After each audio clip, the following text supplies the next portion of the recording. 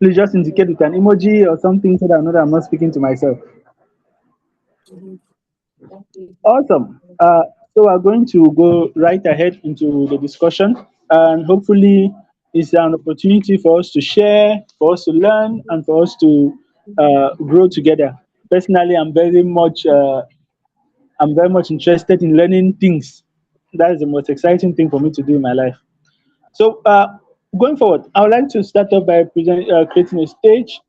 For since 2016, we have had the Anglophone crisis here in Cameroon, and for many of us, that was the first time we could truly understand what the situation has been for people in crisis settings across the world. I'm talking about Afghanistan, I'm talking about Syria, Venezuela, South Sudan, Central African Republic, Niger, and the list just goes on and on and on and on. And what we saw was that this had a large influx of civil society actors across the board in every kind of aspect and thematic coverage that people needed help in. NGOs were there to provide that help. And most often, we are more focused on delivering that help than we're able to look at the people that that help is meant for. And well, that was one of the critical things that was addressed during the CSCon 2025 last year. How we can shift civil society back from what it has become to being people centric. Because what we now focus on in contemporary civil society response, humanitarian response, is reports, is pictures, is statistics, is XYZ, is every other thing except people. And without people, civil society work really is not it. We should just agree and go and be doing business or go and be doing government work. But if we are going to do civil society work, we are going to have to focus or center it in the people. And that is why I think very much that this particular topic is something that is very interesting and timely for this particular time and season we find ourselves in as civil society actors. And so I think in recent times and recent years, the discourse around mental health, psychological aid, and all these other things has really gained a lot of steam and support with many key partners, including the World Health Organization and other UN agencies, joining the discussions about mental health. And especially within the African continent and Cameroon, where mental health is essentially a myth, even up to this day, where basic mental health issues are still considered as witchcraft and all those type of things. It is not. There could never be a better time for this discussion. And now, I'm sure most of us on this call are civil society actors who have had who have been engaged in community work over the years, and I'm sure we have had this troubling reality where if you are somebody who's really passionate about the work you're doing, you go to the community, you support people, you give them aid, you give them what they need, you go and ask them, now what do you really need? You give it to them. And then when you are looking back 6 months, 1 year, 2 years after, that it's like nothing ever happened. No change, nothing. The people are back to where they were. A clear example can just be the entire crisis itself. This is 10 years later with billions of francs CFA pumped into the crisis, but we are still here. In Boya, Monday still goes down, and that is what it is for the entirety of the Northwest and Southwest region. Communities are still vulnerable. There are still red zones, and all these things still exist in spite of the resources that have been poured in. What does it speak to? It speaks to the man. And that is why I'd like to start off by looking at how the psychological effects of crisis on individuals within communities. And first, there are 4 points I'll be talking on. The first is the loss of personal agency and a disruption in identity. Now, personal agency is the ability or the ability to be able to lead yourself, take yourself where you want to go to, do things that you want to do by yourself, for yourself, without any external constraints that are binding you. And I would say loss of of personal agency means that I, for one, cannot exactly go out to work on Monday because there are other forces that restrict me from doing things that I want to do. This lack of agency has a direct effect on people's mental health and also a direct reflection on their perception of self, which goes now to the disruption of identity. Now, I'm suddenly I suddenly shift from being a man, uh, and a creative, a doctor, a this or that, as I now become an anglophone, and now become an IDP, and now become somebody in a vulnerable person, and start becoming all these different labels and things that make us to become more of those labels than we are of ourselves, and slowly we lose ourselves and start defining ourselves uh, by those labels that have come to be. Somebody who would have been a driver has suddenly become an IDP and starts thinking like an IDP, starts thinking on a position of vulnerability that perpetuates the cycle of continuous support that does not yield any growing, any sustainable solution within communities. And I think that this is a very core aspect that directly affects humanitarian work. Because of the crisis, people have lost a sense of personal agency, and they have also had a disruption in their perception of self, who they are, what they want to do, where they are going to their life has totally been swapped, turned inside out, and it's a significant psychological challenge that these people face. Secondly, we there is the aspect of stress, trauma, uh, dysregulations in our emotional state of being have a direct effect on our psychological outlay. We have stress, for example. Many people within the crisis section in northern and south region of Cameroon are in perpetual stress about every single thing: when the boys are going to be coming, when the armed forces are going to be coming, if there's going to be food, where they can find work, uh, if they are going to burn their village in the next system. All these things, they have a way that builds stress on the people. And I'm sure all of us on this call are aware that when your stress levels are high, it affects not just your physical performance, but also has a direct effect on your mental health. And these are just for people who are in that space of anticipating or living in fear. You have people who have already gone through that and now they are living in trauma. People who have experienced killings and maimings, people who have survived burned villages, people who have been abused, people who have run away, people who have traveled kilometers upon kilometers on foot, people who are living in destitute, people who have left from a position of normalcy where they could afford their life, they had agency, to a place where they have to beg for scraps to survive. They are living in perpetual trauma, and this has a direct effect again. I think trauma itself is already a mental health issue, and our psychological outlay is totally and significantly affected by trauma in that aspect. And when we look at the aspect of emotional dysregulation, I think that speaks for itself. When we understand chronic stress and trauma, we also see that for somebody to work, for somebody to be psychologically sound, there need to be a place of stability, a place of calm, where their emotions are regulated. But when there's a crisis, especially when we consider our northern and south crisis, you move from anger to sorrow, from pain to joy, just like that. There's this constant uh, shift in your emotional state, and that again is not good for any psychologically stable human being. The third thing we're looking at when it comes to direct effect on the people, not the community, the people themselves, uh, we're looking at the adoption of harmful coping behaviors. Now, because you are in a place of destitute, because you are in a place of challenge and place of want, many people don't have the ability to be able to adapt to this kind of system, and there is now the perpetuation of harmful coping mechanisms. People now resort to heavy drinking, people resort to usage of drugs, people resort to all kinds of things that damage, that continuously add layers upon layers upon layers of damage on their psychological outlay.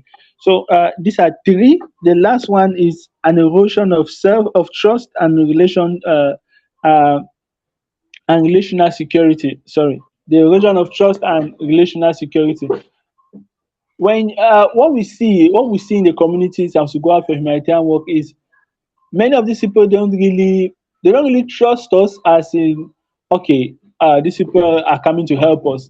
There's the whole idea of, oh, they're coming to use us, there's bound to manipulate us. So what they trust is the bag that you are carrying, is the food item you are coming to give, is the training session you have organized, and not you. And now when you look at relational security, when before the crisis settings, there's what we call social protection mechanisms, where children are protected by the community, women, men, everybody is protected because there are laws, unspoken laws and spoken laws. There are also taboos. There are also accepted and unaccepted actions within the communities. All these social protection mechanisms disappear during crisis settings, and now relational security becomes very challenging.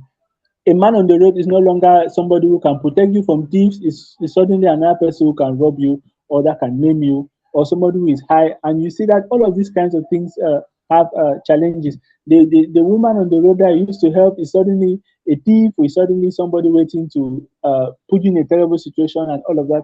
That also has a direct effect on people's psychological outlay and how they live their lives within the community. And so when you look at that perspective with respect to the effects of crisis on the humanitarian setting, you see that the crisis itself, aside from the bombings, aside from the destructions, aside from every other thing that it does, it comes back directly into the members of said communities, and it also has its own, for lack of better words, own bombing and destroying that it does in your psychological space. And that now has a direct effect on community life, on on aid delivery and aid reception. I don't know, at this point, do we have any questions or contributions before we go on to see how what the effects are on from a community perspective? Any questions or contributions so that I know we're all together?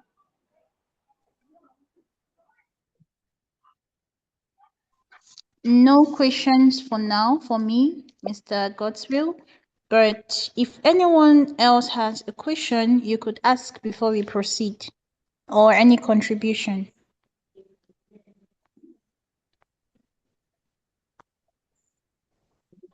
You can just indicate with a Okay, raise of a hand and ask. All right. I think you can proceed, we'll sir. go ahead. Yes, I think going forward, if you also have questions, you can drop them in the comment section. I'm sure the handlers will be able to share those questions with me as we go forward. Uh, we are going to also look now. We're going to look at how this affects the psychological, from a psychological perspective, how this affects the community. Now you have the erosion of collective determination and agency from a community perspective. Now, if everybody is thinking about, okay, I don't trust this person, I don't trust this person, everybody's thinking about, I'm unsafe here, I need to survive, looking at all kinds of negative coping mechanisms. What we now observe is that the community exists only in word, but does not exist in practice. People are not able to be together to be able to decide where it is they want to go to, how they want to tackle community problems, how they want to support their children, and all of these different things. This erosion of psychological agency and collective determination now has moved not just from the individual who is suffering from this similar things we discussed previously. It has now translated to a macro level where within the community, people are now existing as independent islands and not as one structured unit. You no longer have maybe my 16 community, you now have people living in my 16, which is a very terrible position to be from a psychological perspective when you're looking at development outcomes, humanitarian support, and sustainable development within communities. Also, whilst we're discussing again on we'll now look at the negative coping mechanisms, but now from a community perspective. You see, when there's a crisis, communities in general, they embody uh, uh, dependency-oriented survival systems. What does that mean? Communities are no longer thinking about how are we going to how are we going to solve our problems by ourselves? How are we going to move? You see, we discussed earlier about the change of mindset and the perception of. I spoke earlier about disruption of identity. This is how it communicates now from the person to the community, where people are not thinking about the long term, people are not thinking about how we're going to cross that bridge together. No, people are thinking about we are victims. We are IDPs, we have vulnerable communities, we are X, we are Y, we are Z, and these other parties are supposed to come and do this thing for us. That shifts them from a place of agency and self-determination to a place of dependency, where now these communities are dependent on the state, on civil society actors, on the benevolence of some community members, on the diaspora, and whatever other person aside from themselves. Now, the problem is not how do we fix this road? The problem suddenly becomes the government is not fixing this road. The problem shifts from how do we get my farms are not yielding. How can I improve yield on my farm? It changes to the government is not supporting farmers, and so this mindset shift has a direct effect on the community as a whole, as it challenges agency and development from a longer perspective. And when we go forward, we'll see how this particular psychological position that the community takes has on the delivery of humanitarian aid, and how we can try to do better around that discussion. But going forward, we also have the proliferation of maladaptive coping mechanisms. Now, this is from a community perspective and not necessarily from the individual perspective again. Now, negative coping mechanisms from the community perspective can be a whole lot of different things. It can be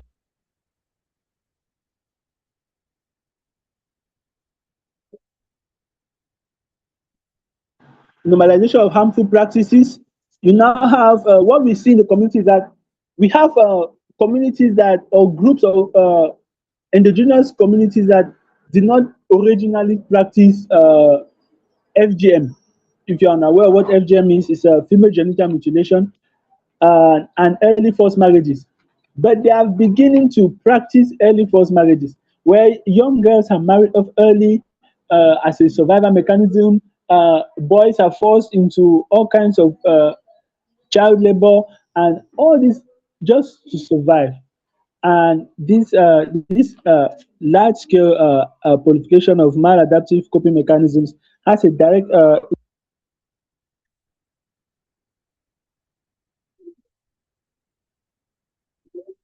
I share that the social protection fabric that usually exists within communities is totally eroded or majorly eroded during a crisis setting. And that is why we start having a proliferation of this kind of actions. Because back in times of peace, your neighbor will be able to stop you from marrying off your 13-year-old daughter, your 14 or your 16-year-old daughter. But now it is nobody's business. Previously, your neighbor will be able to discipline your child when they are going wrong, but now it is nobody's business. Drugs have become the order of the day. Thieving from farms has become the order of the day, and we see that this is all because we continue to allow for with the breakdown of social protection mechanisms. We now see the higher rate of negative adaptive coping mechanisms. We have also the fact that we now have a lot of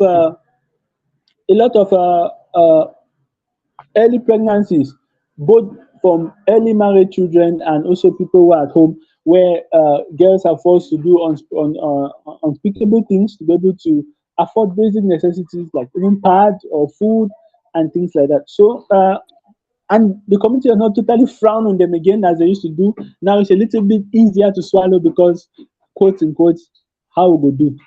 And this particular psychological posture is very, very challenging to deal with when humanitarian service delivery is considered. And the last, from a community perspective, is a breakdown in social trust and communal cohesion. Now, nobody trusts anybody again. The community now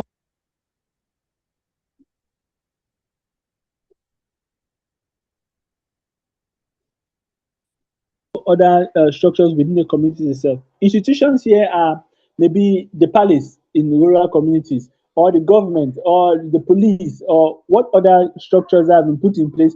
People lose trust in them. People lose faith in them, and start thinking of looking at them from a skeptic angle. You look at actors, civil society actors within the communities, the church, they are no longer seen as people who are coming to help. They are seen as exploitative people. They are seen as people who are coming to use them. And we can see all this psychological posture is building on those effects that the crisis has had on the people as individuals and it's now showing itself on a communal level. If you have worked with a civil society and you have tried to deliver projects within communities, you understand what I'm saying. A lot of communities don't trust us. They will tell you things like, no, but when I don't come again, now government don't give you money. All those kinds of things that really challenge your ability to deliver services. So there are a lot of things that we can discuss with respect to the psychological effect of the crisis in humanitarian setting on both the individual and the community at large. But I think that we'll leave it there for now so that we can look at the implication of humanitarian service delivery on these dynamics that I've been discussing. And like I said earlier, if you have questions, you could please leave them in the comment section, and we'll get to them at the end of the presentation. But if you are me, just indicate with an emoji so that I know that we're all here and taking part in this discussion.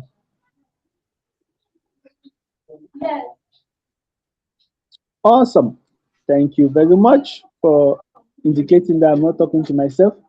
Now, we'll now look at the implication of humanitarian work, how humanitarian work contributes to this factor. Now, we see reduced participation and ownership.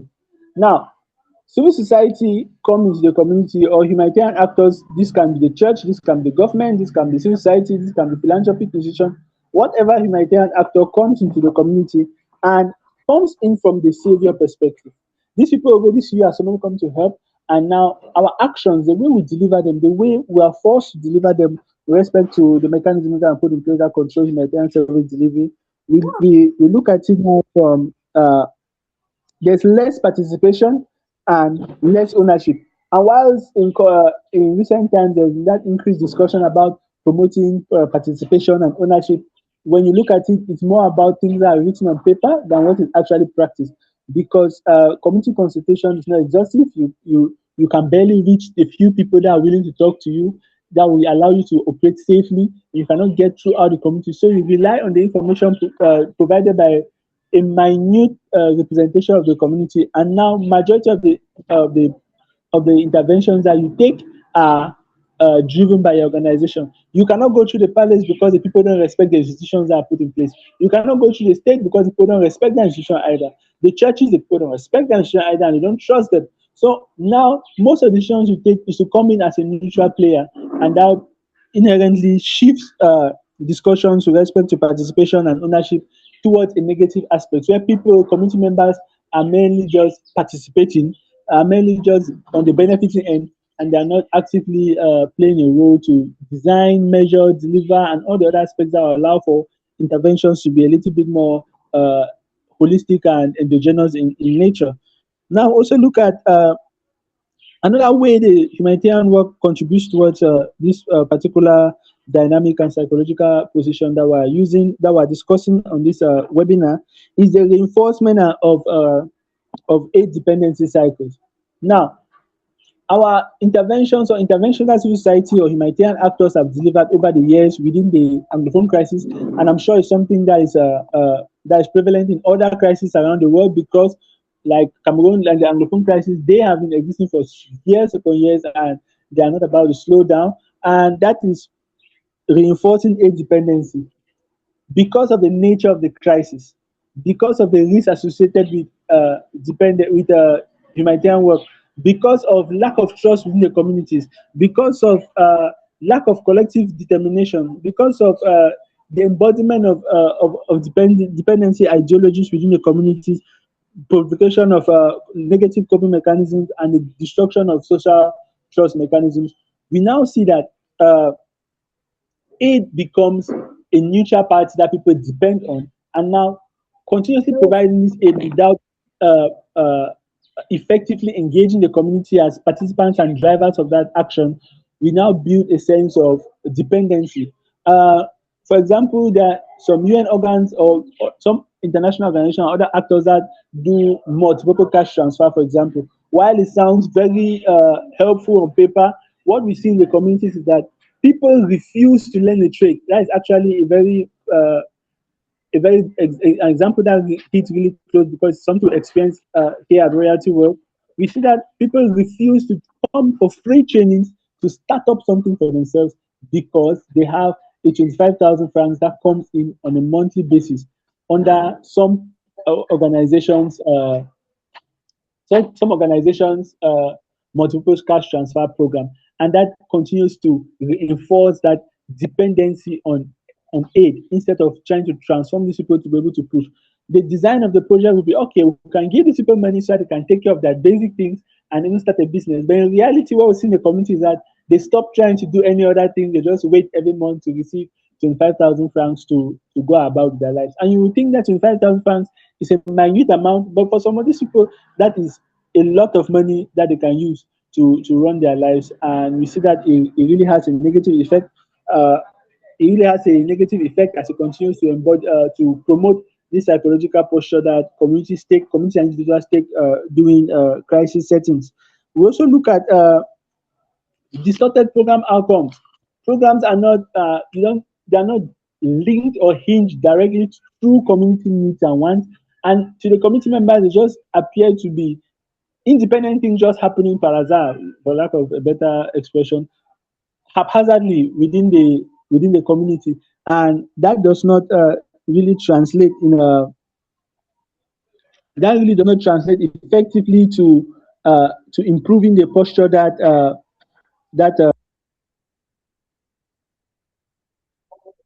we now see that based on these negative coping mechanisms that communities have embodied and that community members have also embodied, you now see that with respect to distorted program outcomes, you now have transactional relations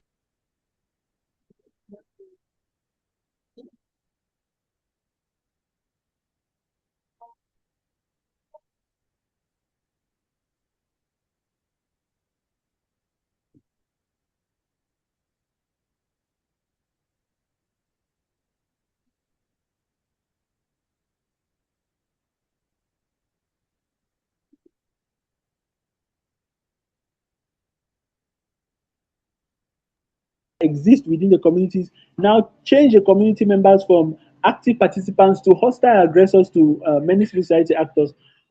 In 2024, there were thousands of humanitarian actors that got in harm's way in different communities across the world, and some even died in the field of service.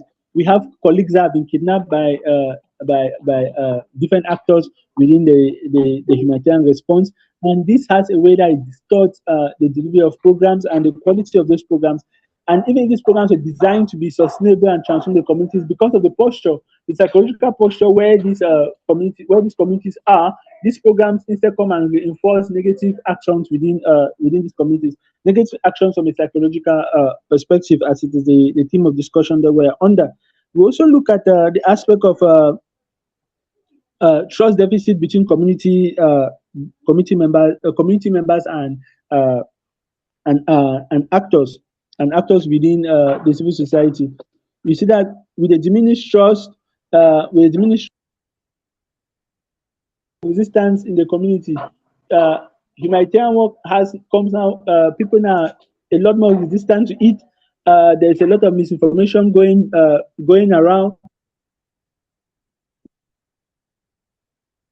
The increasing fragility of the relationship that communities share with civil society actors and other humanitarian players. And this is highly enforced by the humanitarian service delivery in itself, in the sense that the programs are not designed to solve these underlying issues, these underlying psychological issues, but they are meant to just provide immediate relief. And whilst the proper the definition or design is that immediately after humanitarian support, you now come the transition phase, which is referred to as early recovery, and then you now drive towards development interventions. But what we mostly see in the community is that humanitarian actions are not followed up by next steps that are driving towards early recovery and sustainable and development interventions, and then they are left hanging at humanitarian actions. This now leaves issues of trust. You go to do boreholes in a community, and because you are attacked and driven out of there, you run away, and you cannot go back and finish that job. You take that activity and implement in a different community that is more receptive to you. But now, what you have done in that community is you have further damaged the trust that they had in your system, in the civil society and other response actors by leaving work halfway, and that now challenges other aspects like access, like participation, and a lot of other things. Now, the last point we'll be looking at there is invisible psychological barriers to impact. Invisible psychological barriers to impact. The fact that somebody is laughing, somebody is participating, somebody has their arms and legs and they're in good condition does not mean that their psychological posture is of the best. We see that even with services available, things like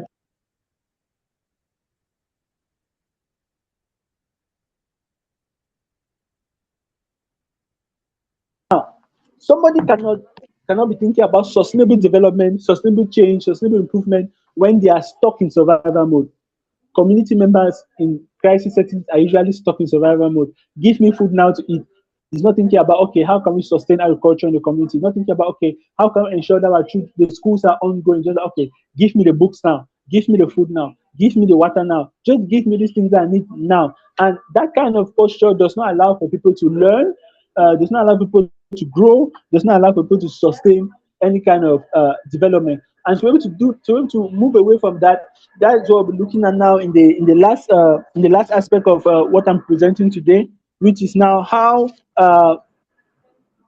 what can be done to be able to improve on this setting.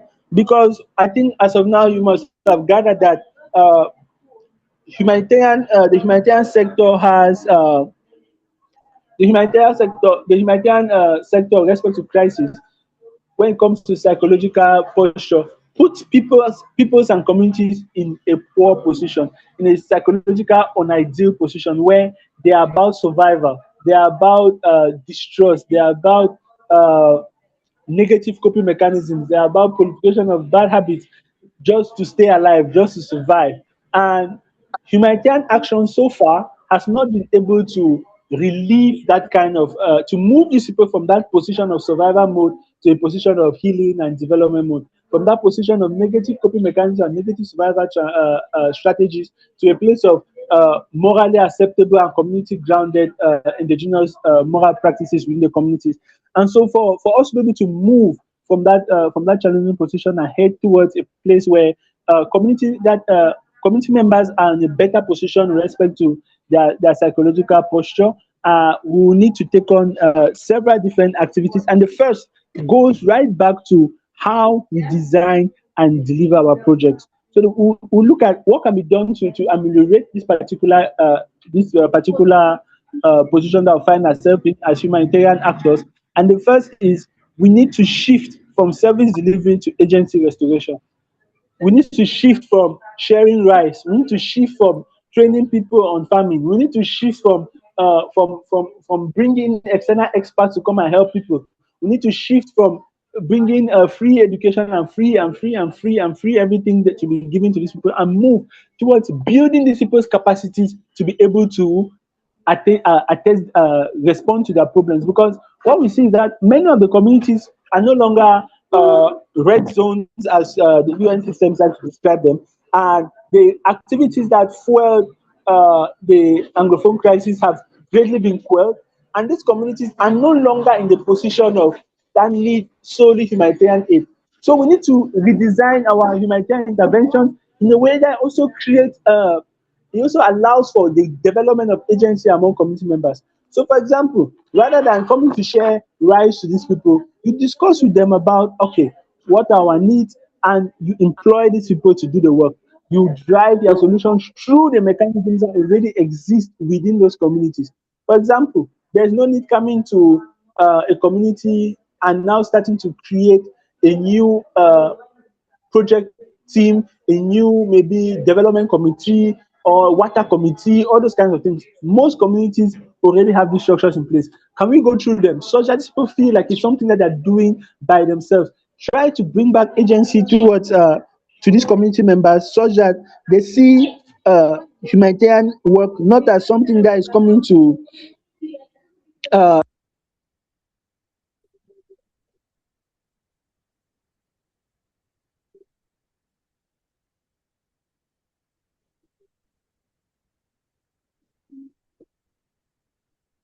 participatory approaches, co-creation, community-led planning, and participatory approaches. Co-creation. You are not coming with your project and say, yo, this is what I want to do. You are coming to say, okay, this is what we have come here, we have identified your community as a community that needs help. How can we go about this thing? And we work with the community members, not just the higher echelon of society, like the chiefs and leaders and all of that, but even the youth and other local community members. In that way, they feel like they are part of the solution and they are not just part of the people being helped, which changes their psychological posture and allows them to be a little bit more engaged and participatory in the interventions that we're doing. Now, we also need to integrate psychological support actions across programs. Now, mental health, for example, is often delivered as an independent activity where you organize mental health projects. You put mental health safe spaces where people come and they meet psychologists and all of that. But how can we begin to rethink our projects in a way that they incorporate they already incorporate psychological support within them? How can we ensure that we're not just delivering rights, we're delivering dignity to these people? How can we ensure that we're not just delivering didactic materials, but we're allowing these people agency, while building them a sense of agency and self-determination that allows for them to be able to sustain these actions that we're giving them? It's something that is very technical and challenging to think about, but it's something that we must, as civil society or as humanitarian response actors, challenge ourselves to do more of, because without that, we'll be putting in millions and billions into problems and the results will not be coming up. And what usually happens is victim blaming. We start saying that all these beneficiaries are tricky, they're exploitatory, they're this, they're that, but they're in survival mode. And until we remove them from survival mode to a mode where they feel at peace and want to change, we'll continuously blame them in the for a lack of for yeah, blame them in a manner of speaking. Now, we need to also design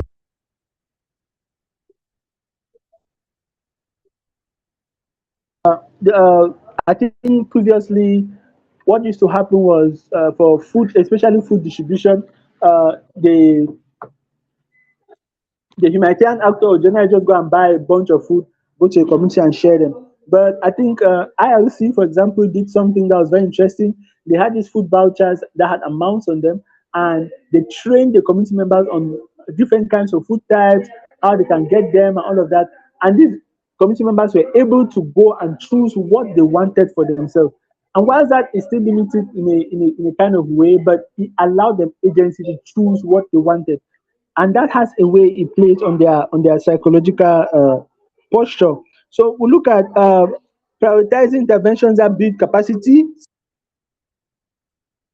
and activities that have prolonged dependence. We're looking at, okay, we're not going to maybe just share food. We're going to share food and also train people on how to grow that food. We're going to share clothes and also train people on how to make those clothes. We're going to train people on how to make clothes and also give them resources that allow them to make those clothes, how to make those bags, not just the empty training and and uh, and certificates that don't really translate to food on community members' table, that don't really translate into change within their communities. And so we need to think about it from that perspective. Also, we need to strengthen trust through transparency and presence. Trust at the heart of humanitarian and development service delivery is people. And when dealing with people, the best and most effective currency is trust. When people don't trust you, they don't accept you, they don't work with you, they don't support you, they don't drive, they don't see your vision, and they don't work with you. Which means that you might have 100 people participating in your project, but they're just there waiting for what they can benefit and run away. If we do not build the trust that we need to be able to truly engage them in this action. And so we need consistent engagement, clear communication. Now, many organizations have the boxes they take to the communities, suggestion box, toll free line, all of these things. Those are different mechanisms that I can put in place to increase agency and trust. Now, how do community members know what exactly wants to do, or do we just break it to them? Okay, so begin X, Y, Z. Bring the entire project to them. Let them see that, okay, this is what we're out there to do. This is how we engage for us. This is how things we can work together and all of that. It helps to build trust. Transparency helps to build trust. Now, the easiest place where humanitarian work falters when it comes to transparency is usually beneficiary identification, where you go around with your vulnerability criteria, identify your community members that need help, and you go and help them. While that is very valid when you come to administrative and reporting discussions, when you look at it from a community perspective, they don't understand your vulnerability criteria, they don't know how you even collect that data. And when they start seeing things that give them room to doubt your credibility, you start losing trust, and you start losing trust fast. One of the ways I've seen that has been quite was the use of targeting committees, selection committees, and different community structures that were used to ensure that the beneficiary list was developed by the committee members, validated by the committee members, and so we saw that there was limited resistance from the community, and even issues of vandalism and attack on beneficiaries did not happen because these people were well aware and saw the entire process go through. And that level of transparency is something that can go a long way to help to reduce the psychological effects of of crisis in the humanitarian setting. And lastly, we are going to look at there are other ones. There is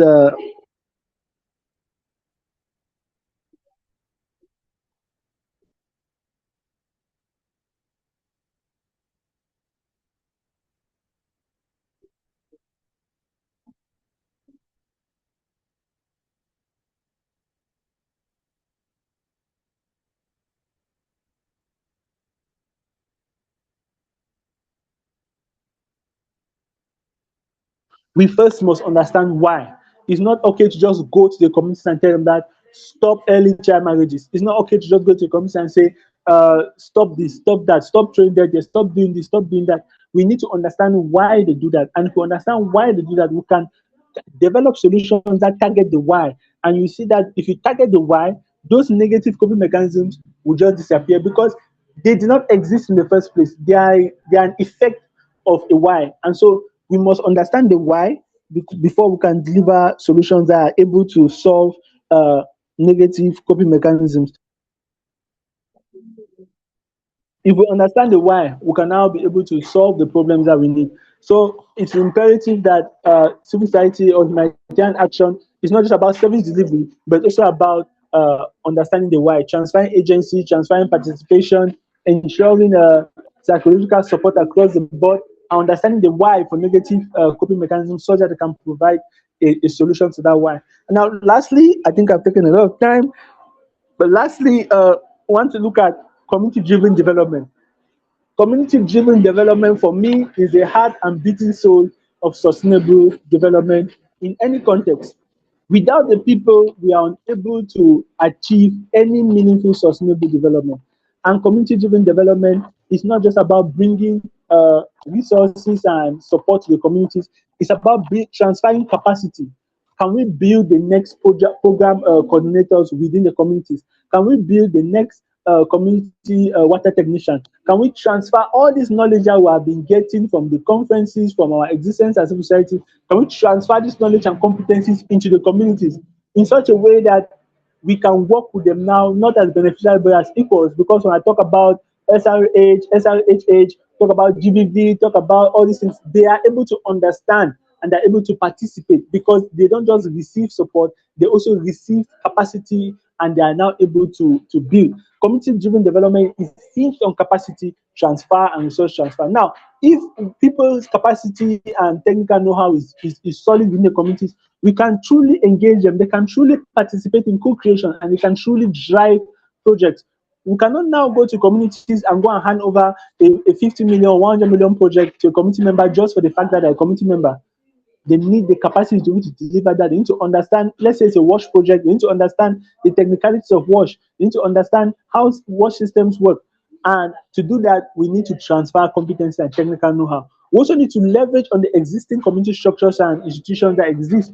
These people, they might look destitute, they might look challenged and vulnerable and all of that, but they have systems and structures that work.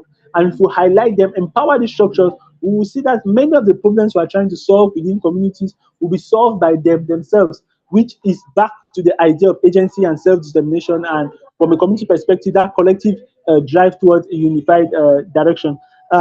For lack of time, I'm sure we'll have, you can always relate with me on a personal basis and have more discussions on this, but I'm really interested in continuing this discussion on other platforms such that we can continue to drive this narrative that humanitarian crisis is not just about water, it's not just about food distribution or medicine and all those things. It's about the people's state of mind, their psychological posture.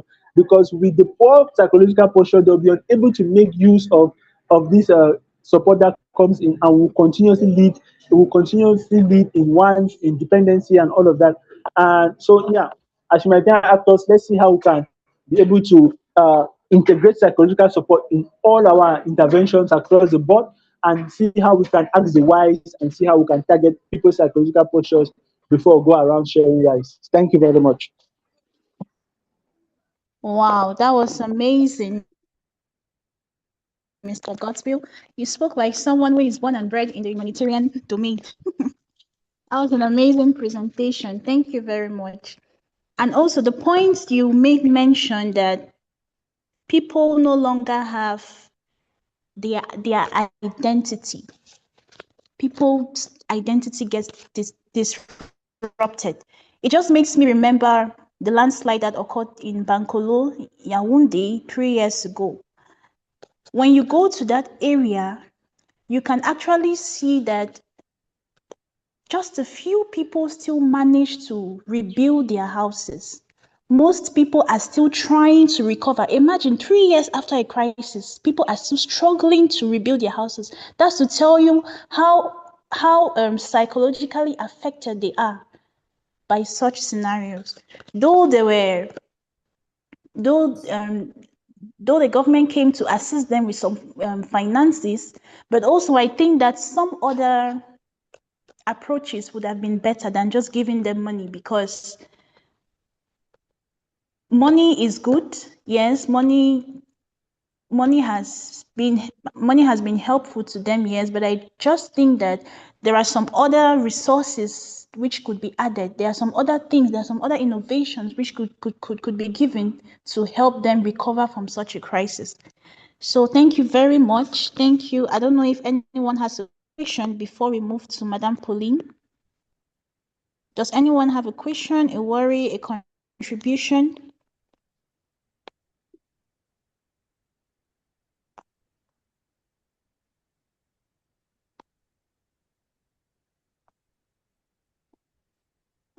Okay.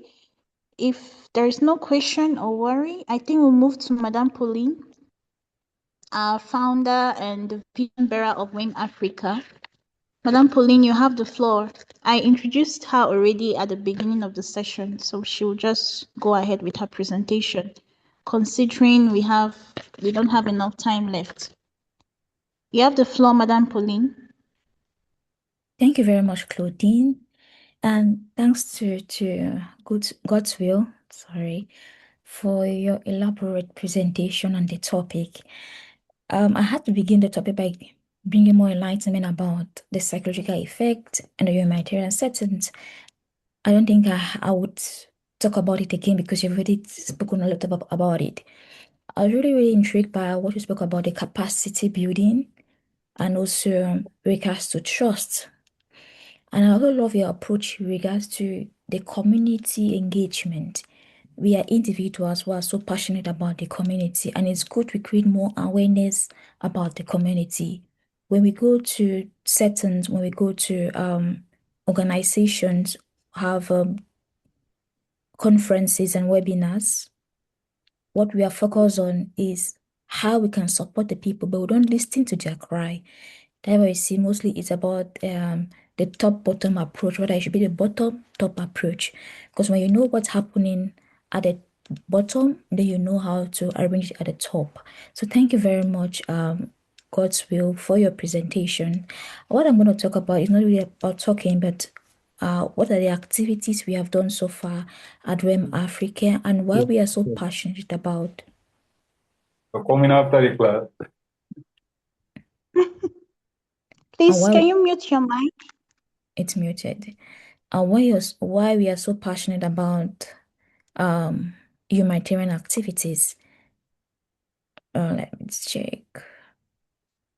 So let me put my picture on so you can see my face. Okay. Very important. All right. So humanitarian works of Wem'Afrika is not only understood in numbers, but in the kind of spaces it has created, spaces where learning replaces silence and support replaces uncertainty. Since its establishment in 2016, the organization has steadily built a presence grounded in research, training, community engagement, translating this into practical impact across communities. One of the most visible achievements lies in education and community outreach. Wem'Afrika has engaged over 1,000 students across 13 schools in the 4 regions of Cameroon, delivering sessions that go beyond academic instructions to build mental health awareness, conflict management, community building. These interventions are designed not just to inform, but to shape how young people understand themselves and their environment. In the area of menstrual health and gender awareness, the organization has led targeted initiative that addresses both knowledge gaps and social stigma. Through programs such as My Menstruation, My Pride, Wem'Afrika has reached adolescent girls in secondary and primary schools, providing educational materials, facilitating open discussions, and promoting confidence and dignity among these children. These engagements have included direct outreach to over 130 secondary school students and younger girls in primary settings and ensuring early education on reproductive health. Wem'Afrika has demonstrated consistency in capacity building efforts. Across its departments, the organization organizes regular trainings, webinars like these ones, and seminars, curating learning platforms for students, early career professionals, and community members. This initiative strengthens not only individual knowledge, but also collective awareness on humanitarian, social, and security-related issues. Beyond the structural programs, the organization has contributed to community well-being and environmental peace building through activities such as cleanup campaigns, sensitization efforts, reinforcing the link between environment, peace, and human dignity. What stands out across this achievement is a deliberate approach, not just responding to immediate needs, but investing in long-term understanding and empowerment. Wem'Afrika's humanitarian work continues to evolve with growing vision to expand beyond Cameroon, carrying forward a model that prioritizes education, dignity, sustainable community impact. Okay. So, closing, please permit me to just give a word of thanks and to conclude before you give your final contribution. So, at the end of this conversation, we do not close with conclusions, but we close with responsibility. At Wem'Afrika, we have seen what crisis does to people, not only in what it takes, but in what it leaves behind, because survival is visible, but the psychological impact is often silent. In the communities we serve, we have met individuals who have survived displacement, violence, and uncertainty, yet continue to carry unseen burdens. The child who withdraws, a young girl who questions her identity, the woman who continues but without support. And so we ask ourselves, is survival enough? Our survival is simple. No. Why? This is why our work goes beyond immediate response. Through our humanitarian focus initiative, we do not provide support, we create spaces for understanding, healing, and growth. We engage communities, we educate, we listen. Because we believe that true impact is not measured by how many people we reach, but how deeply we restore dignity and confidence. At Wem'Afrika, our pathways is towards transformation. We are building conversations where silence was once existed. We are strengthening individuals where systems once failed them. We are preparing communities not just to survive crises, but to rise beyond them. But this work cannot be done alone. It requires leaders like you who understand that psychological well-being is critical as physical safety. It requires partnerships that value long-term healing over short-term visibility, and it requires all of us to see beyond what is in front of us. So today, let's not just end a session. Let's extend our invitation to think differently, to act intentionally, to go beyond survival into healing, dignity, lasting change. Because at Wem'Afrika, we believe that it's not enough for people to live through crises. They deserve to live beyond them. Thank you very much to everyone who participated during this webinar. And I really, really appreciate God's will, for your understanding and your interpretation about the psychological effects on humanitarian crisis, especially with regards to the people. And I love your emphasis on the women and the children, because of the most vulnerable. What about the elderly? We have to look into that. That's one of the areas that Wem'Afrika is really focused on in the humanitarian department. The elderly are always kept aside when there is a crisis. What happens? The elderly always find refuge where who takes care of them, who's gonna shelter them, because they are old doesn't mean they don't have a right to live. They have a right to live. And also don't forget that these elderly people have the ability to transfer knowledge and experience to individuals who belong into that community. So how do we protect them in humanitarian setting after a crisis? And another thing we should also consider is about emergency preparedness. After this crisis, how are we prepared? If something happens next, are we prepared to take care of ourselves? Are we prepared to solve these situations in this community so that when it happens, if something happens again now, if it happen like 80%, even now if we're prepared for it, so 20% is going to be affected for it. So these are things as humanitarians we always have to consider. These are things as humanitarians we have to put into place. And also liked what you spoke about in the areas of capacity building. When we reach out to these communities and individuals who belong to them, what do you tell them? Do you just give them food, or rather you teach them how they should protect themselves if something happens? What is needed to be done? What about the children as well? What about the children in schools? If there's an attack on schools, are the children aware? How can they protect themselves? What about the institutions putting in place? Do we keep them accountable of their need to protect the people and the society? These are things we have to ask ourselves as humanitarians. And another thing to keep in mind is, as humanitarians, when you're going to the field, are you aware of the environment? Do you know the laws as a humanitarian, or you just go just to give food? These are things you have to put in mind. What are the laws that protects you? What are the various things you have to avoid in that community? If you belong, let's say if you belong in the Southwest region and you talk about issues about the conflict, and if you go to the littoral region or to the central region, you talk about conflict. How are they going to approach it? What is the language you have to put into place? In terms of security measures, what are the security measures you put in place? Do you simply just go into the situations, or rather, is when something happens before you think about the security? Those are things as humanitarians we always have to put into considerations. And another thing is about in terms of backup. What are your backup systems? What are your backup mechanisms? What are the backup frameworks you put into place? If something happens, what do you need to do?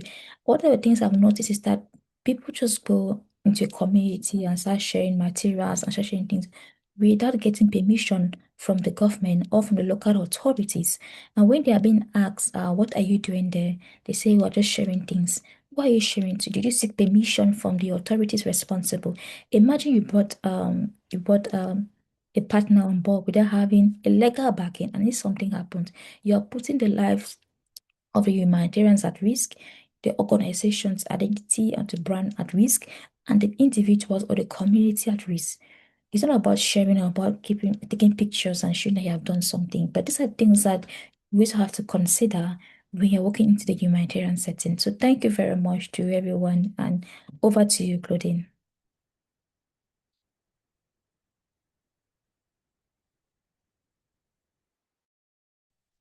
Thank you very much, ma'am. Indeed, Wem'Afrika is creating impacts. With God at the center, we'll do more as the days go by. As years go by, we'll continue creating impact. Thank you so much, ma'am. And as the vision bearer of Wem'Afrika, I want to publicly appreciate you for the work you do, for your leadership, and for your continued support. Thank you very much, ma'am. Thank you too. Mr. Godwill, you're welcome, ma'am. Meanwhile, does anybody have a question or a worry before I dive into my questions for Mr. Godwill?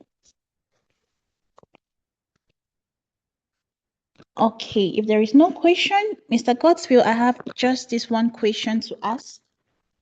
You said we need to it is true we need to shift our focus from just rendering support and aid to vulnerable people. It is true that we need to stop giving them just food, shelter, because that is not exactly what they need.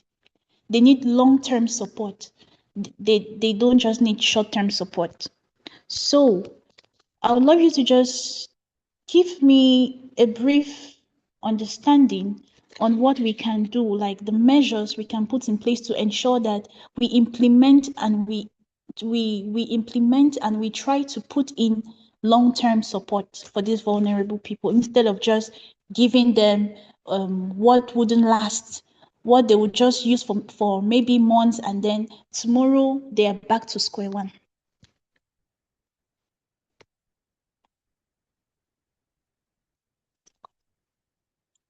Okay, thank you very much, Claudine, for the question. I think that in my discussion, that was the fourth aspect. How can we drive from these short-term solutions to long-term solutions? And that is hinged totally on, is 100% hinged on the psychological posture that they take. If we do not solve people's mental structure, where they are, where how their brains perceive things, then whatever solution we present in the community is going to be short term. There is no dance now. If people's psychological posture is not moved from survival mode to growth mode, from dependency to agency, then we'll continuously be providing services that are short term in nature. There will be no sustainability whatsoever. But for more practical steps, we discussed that our projects need to incorporate psychological support in every aspect of discussion, in the sense that we are not just we're not just delivering services, but we ensure that in delivering those services, we're able to improve on people's mental health and their psychological posture, how they perceive things. We try to change their mindset from a place of just expecting support to a place where they can move for they can move for solutions themselves. So we believe, especially at Royalty World, what we believe is that transformation is inside out. You can. It goes to the statement that you can take a dog out of the streets, but you cannot take the streets out of a dog. You can cover up a mad person in nice clothes, but it does not take away the person's madness. It's the same thing with the community. We can give them nice clothes, we can give them nice schools, we can give them nice support, but if we don't change their mindset on how they see these things, how they interact with these things, then whatever thing we do will not be a sustainable something. So is the first thing is change their mindset. Change their mindset. If you ask me, every humanitarian intervention as of now, especially in the semi-urban and urban settings in the Anglophone regions, has to be 80%, 60 to 80% mental health, trying to improve people's mindset before we're going to any sustainable solutions that usually have to do around construction and provision of all kinds of support. Mental health, people's psychological posture, let people be able to see themselves as somebody, be able to see themselves as capable of transforming their life, capable of driving the change that the communities need, capable of being the solutions that they are waiting for. If we can succeed to change even one community member's mind, one after the other, we will see that most of these problems we face in humanitarian service delivery will be greatly reduced, and the psychological effects will be almost non-existent. They'll now leave from things that we can solve by just changing small actions to things that need actual severe clinical solutions to them. So, thank you. I think that I don't know if that answers your question, but psychological aspects first. Fix the people's brains and their psychological posture. Then every other solution has a higher chance of being sustainable and long term. Thank you. Thank you very much, sir. Very much understood. Change their mindset. So today I'm going home with change your mindset at the front of my memory. Thank you very much understood. So, Mr. Brain Cassie, you have the floor. You said you have a contribution to make. Are you there? Thank you so much. Yes. I don't know if you can hear me. I can hear you, sir. I Hello? don't know if anybody else can. Can get you. Thank you so much. Mr. Godwin, for an amazing question, for an amazing response. Also, looking at this from your question, Claudine, I think as humanitarian workers, we really need to be, just like Mr. Godwin is talking about, creating sustainability in the community. We have what we call a mental health first responder, people who can offer what we call psychosocial support. They can offer mental health first aid. So what do? We need to bring solutions. We can build them up, like train community members, even teachers, youth leaders, and even our parents to understand basic mental health support. When knowledge stays in the community, healing continues, even when the organizations, when we leave them there. The second thing we need to do is create a safe space where people can talk freely. Many people are not looking for perfect words. They are just looking for someone who will truly listen without judging them. And then number three, I think we should stay beyond the emergency. That is, crisis may end, but the emotional impact remains. Healing takes time, and community needs consistent support, not just short-term interventions. So to end with this, we need to respect culture. Healing must connect with people's beliefs, language, and way of life. When it does, it becomes a real and lasting. So what do we really need to do? It's not just to go and share the food, like Mr. Godwin said, but then we can raise people in the communities that will continue to transform this mindset we are talking about. Like we are saying, we will not go there and stay there forever. We will leave. So who continues what we have started? So we should raise up people in the community for this long-term impact we are looking for. Thank you so much.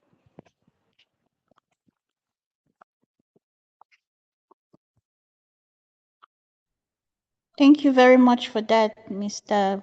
Brain Cassie. That was good. That was good. Your points were a good initiative. And the point where you made mention that we should train the youth in that community. We should bring them up in a way that they will be able to train other youths. It's a good point. It's a very good point because of course we would always leave. We are not there to stay. So we need someone who can help them for long-term purposes. We need someone who can be there for them in the long run. Thank you very much, Mr. Brain Cassie. Mr. Godswill, you raised your hand. I would give you the floor. Okay. Thank you very much. I thought I would just add this before we conclude. I think that for many civil society actors, there's a misunderstanding with the usage of the term humanitarian work. Within civil society response, there are two principal directions. There is humanitarian response, and then there is development response. Humanitarian response is first aid. It is I like to use the example of malaria. Humanitarian response is like a ferregan. It's like paracetamol, something you take to reduce uh, the effects of what you are feeling. While development work is like Quatem, or the actual medication that treats the malaria. Now, when we look at it from that perspective, you see that humanitarian work in itself is not designed to provide sustained solutions. It's not designed to provide long-term solutions. It is designed to provide immediate relief. It's designed to provide immediate response, and then it is off. Which means that for many of us local organizations or national organizations, we have taken on the identity of humanitarian actors, but what we truly want to solve are not humanitarian issues, they are developmental issues. There are issues about how the community survives in the long run. There are issues about how we can move from point A to point B, and these are not things that are solved by humanitarian work. They are things that are solved by development work. like Mr. Brain was talking about, sustained support. Communities need sustained support. That cannot be achieved through humanitarian work. Humanitarian work does not provide sustained support. Humanitarian work provides immediate relief. La la la. Most humanitarian projects are not long. They are like 1 year, 2 years, 6 months, 3 months. That is how they are designed. But if we are talking about this mindset shift, this sustained solution that Mr. Brain is talking about, and real community transformation, then we are thinking about development work. Programs that are usually 5 years long, and they are really community integrated. I would like us to look at it from that perspective and see that maybe we might want to start redefining who we are as organization institutions, and start leaning towards development work, and start seeing how we can really link, rest in that direction, and not really focus only on humanitarian. But if we are going to be humanitarian in this time, then we must look at agile solutions that provide the kind of support that Mr. Brain is talking about, training these community members and then moving, turning the Mami Puff Puff into somebody who can provide mental health first aid, turning the school teachers into somebody who can identify people with mental health issues, turning different community members into mental health service providers at the basic and emergency level that can help to transition, to drive the transition. These are things that are possible within the humanitarian setting. But now, going forward to the more sustainable and long-term things are now done within a developmental outlook, which is only possible if we do humanitarian work properly. I just want to share that, so that we have that understanding of humanitarian development, and not and try to see why some of our programs are the way they are. Thank you very much.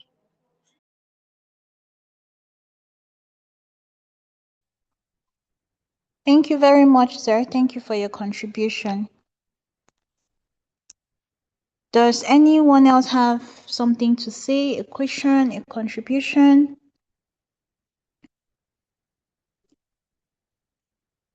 Okay.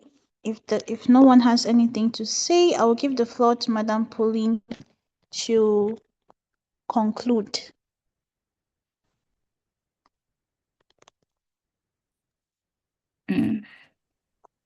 Claudine, just go ahead, please.